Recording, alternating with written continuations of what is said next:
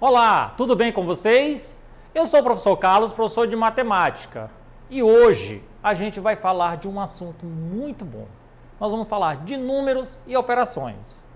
Então, olha só, quando a gente está falando de números, a gente está falando daqueles números que a gente trabalha no cotidiano, tá?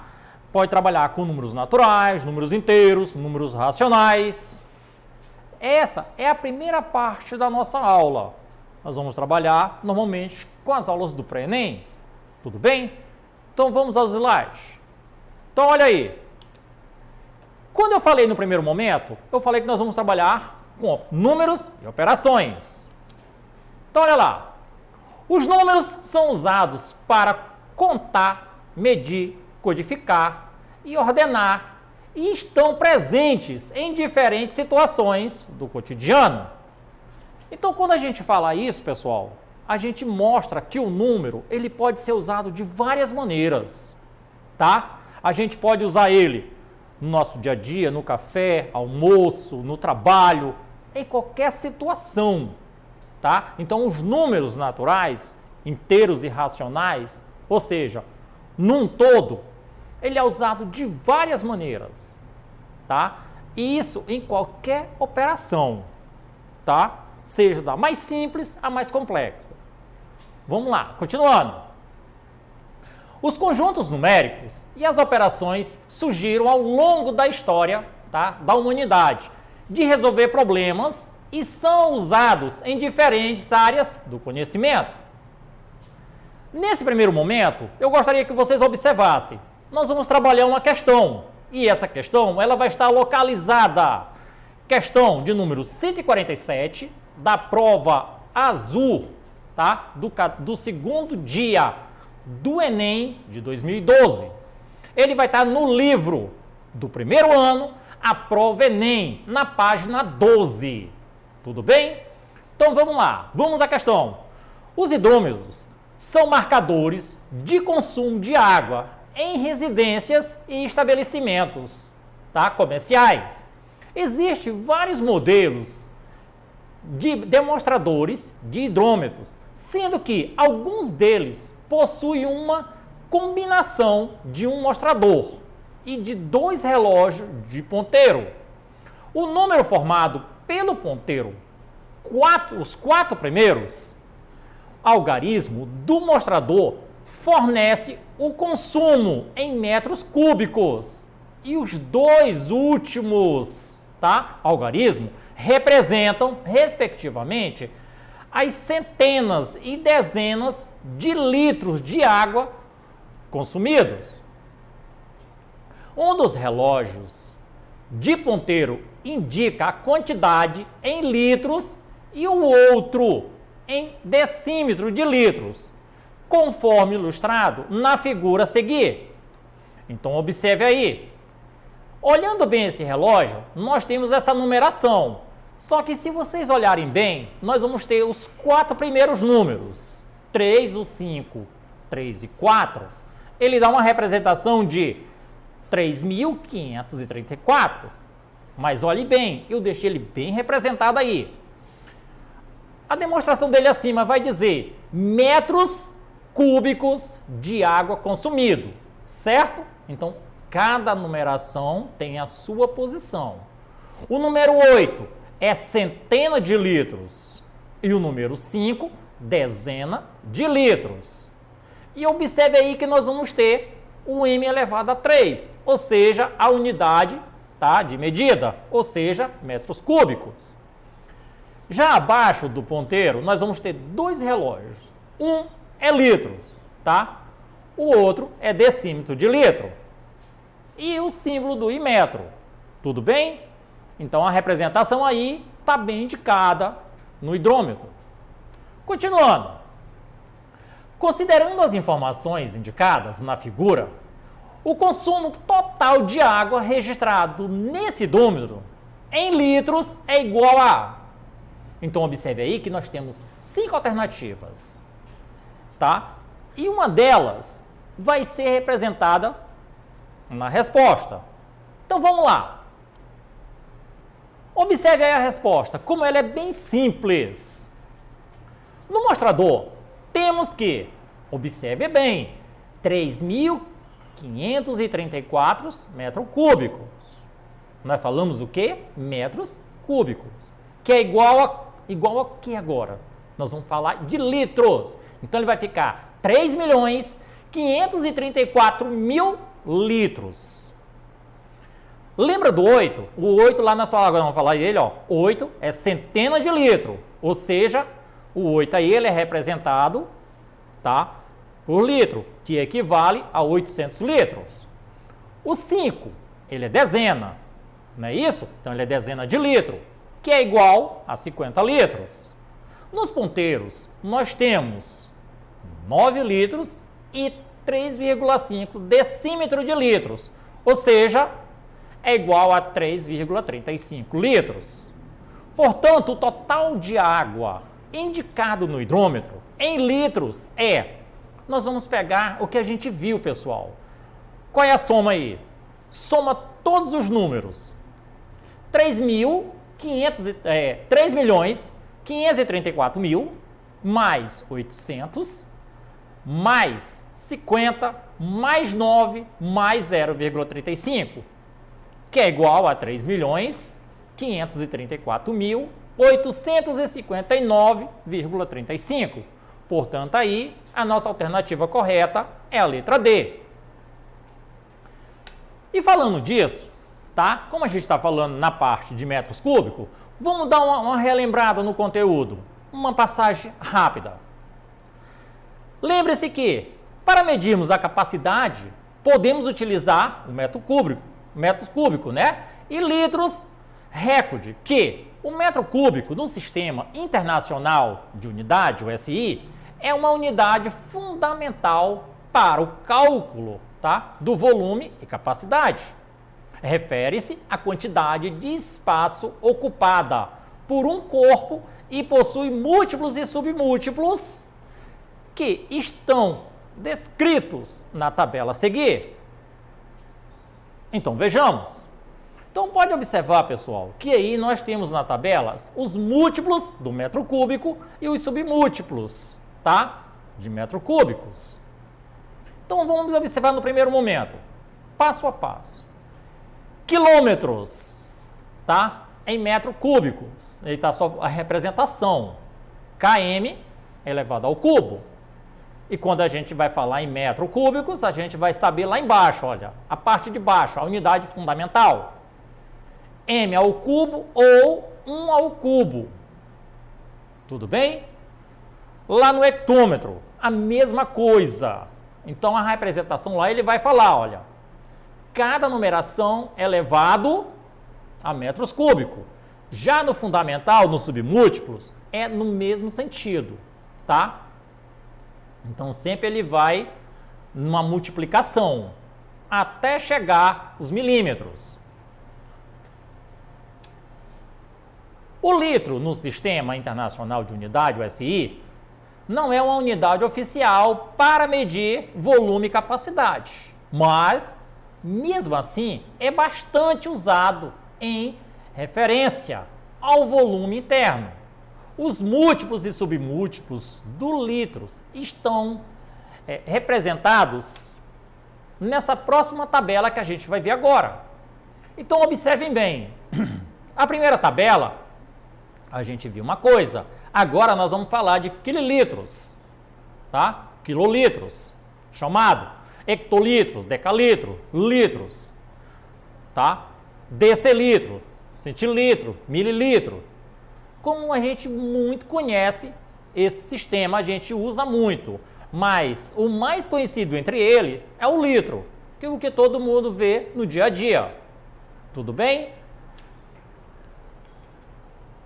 Então, olha aí, com um metro cúbico, tá, conseguimos mensurar as estruturas sólidas. Com o litro, medimos o que é líquido.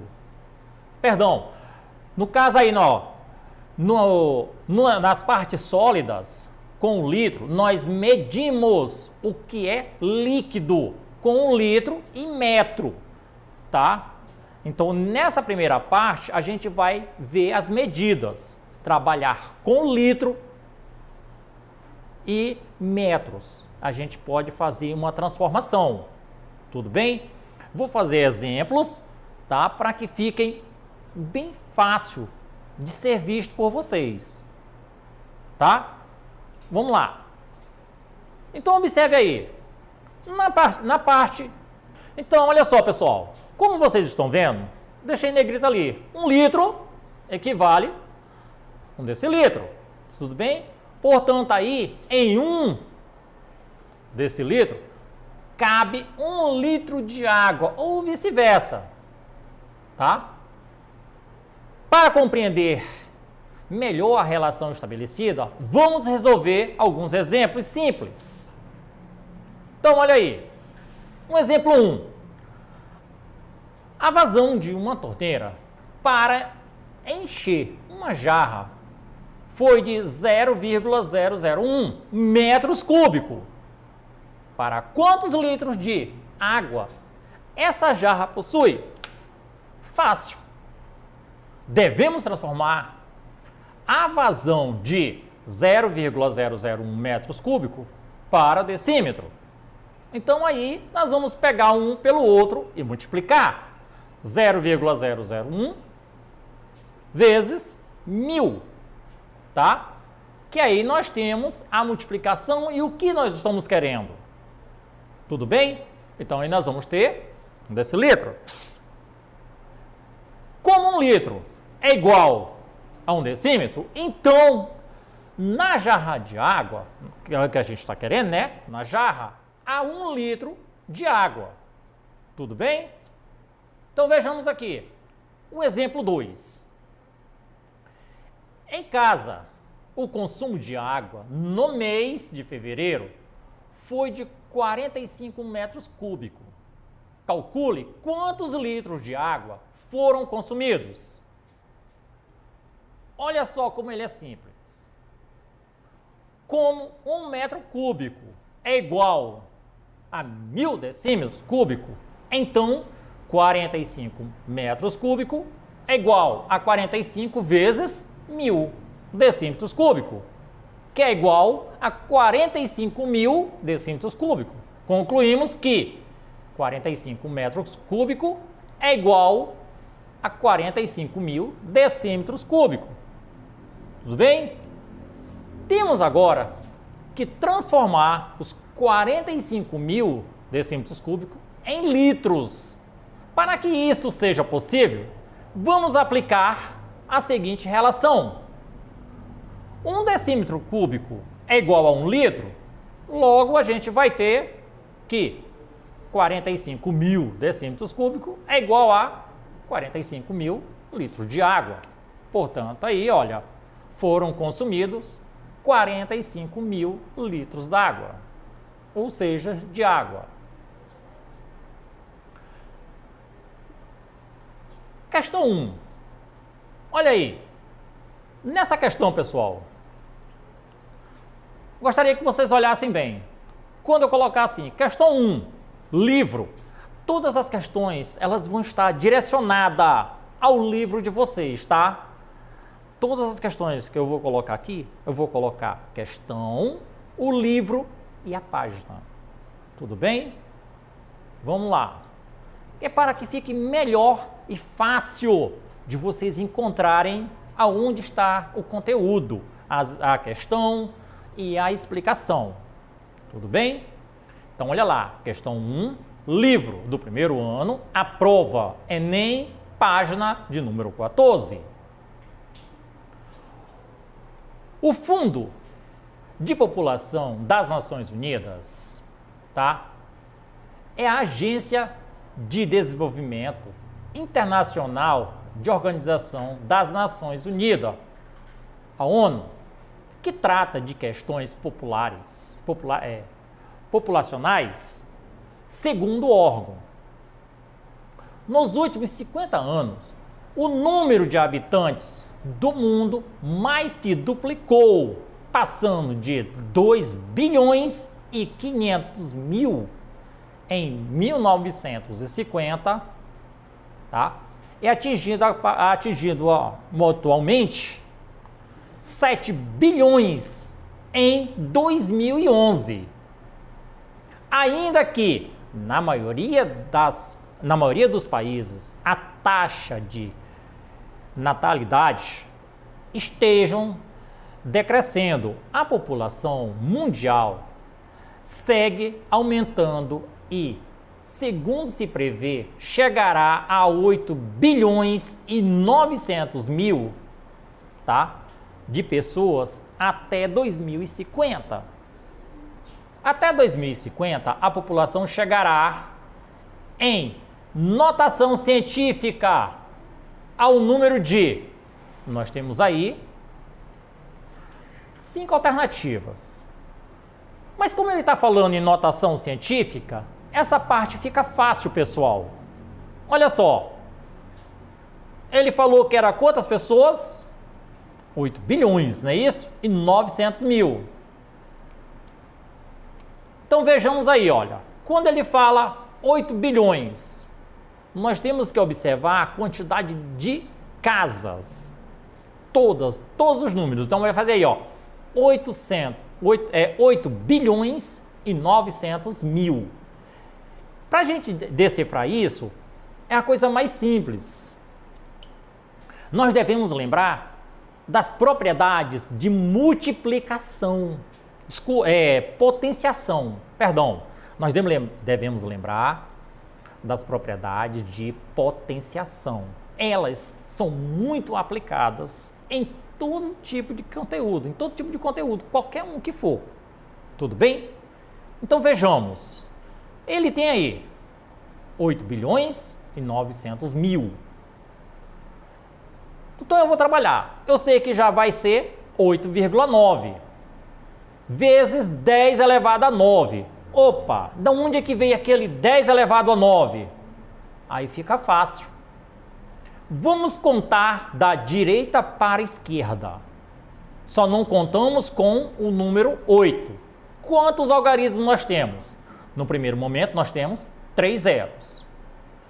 Mais 3, que é do 900.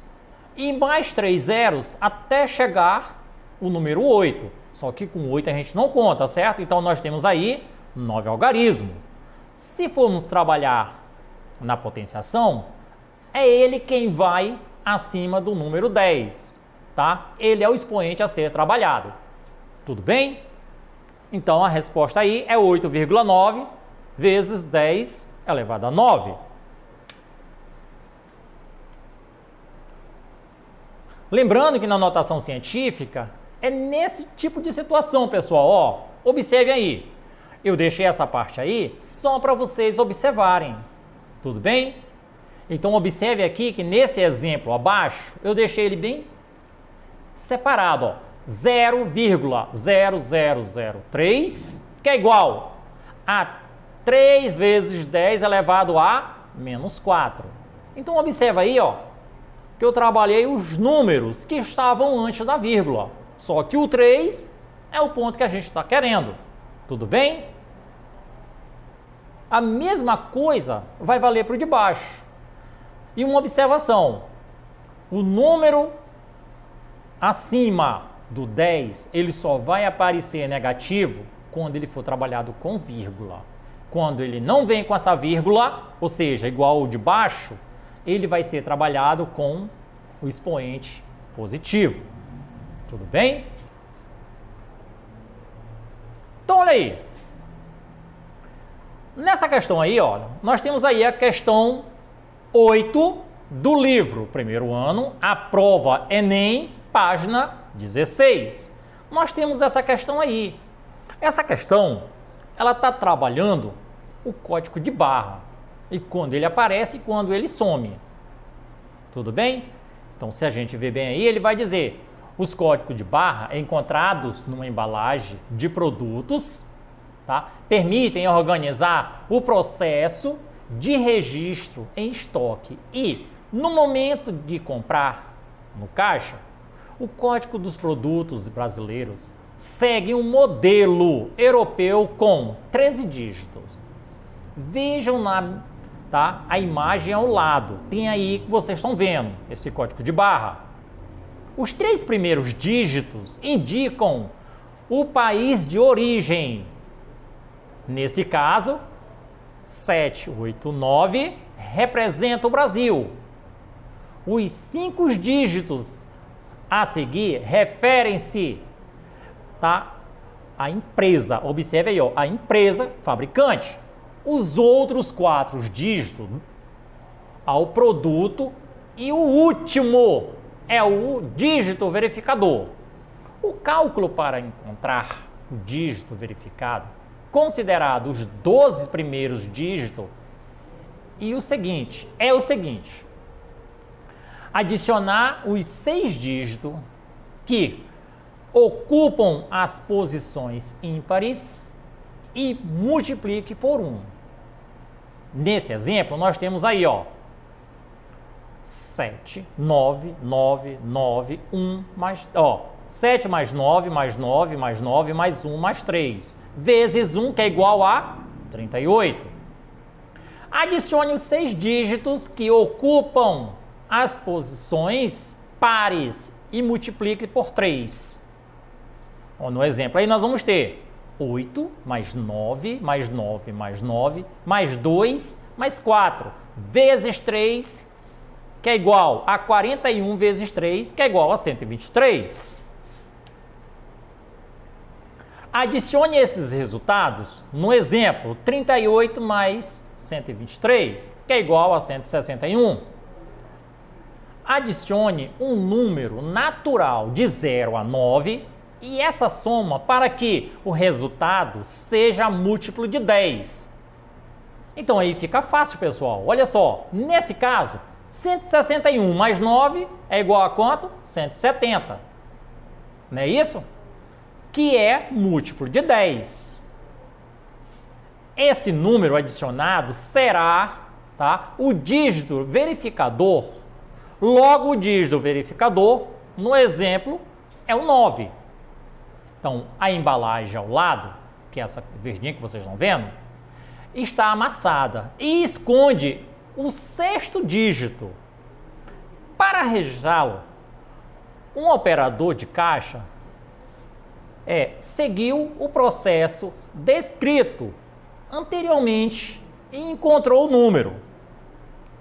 É um desses aí, ó, o 1, o 3, o 5, o 7 ou o 9. Vamos lá.